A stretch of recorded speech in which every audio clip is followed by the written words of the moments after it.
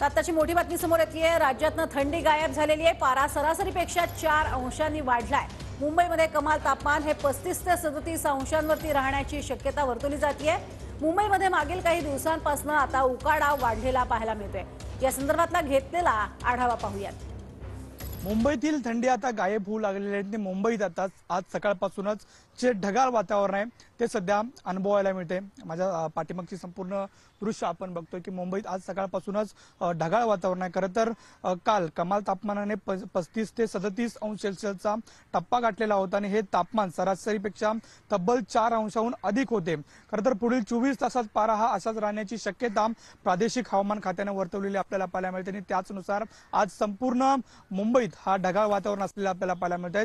हवामान कार्यालयाने दिलेल्या माहितीनुसार मुंबई शहर आणि उपनगरात पुढील 24 तासात दुपारी किंवा संध्याकाळी अंशतः ढगाळ वातावरण असेल असा अंदाज व्यक्त केलेला होता। पारा सुद्धा जो आहे तो 4 अंशांनी वाढलेला आपल्याला पाहायला मिळतो आणि सध्या मुंबई आणि उपनगरातील काही भागात हे ढगाळ वातावरण अनुभवायला सध्या आपल्याला पाहायला मिळतंय।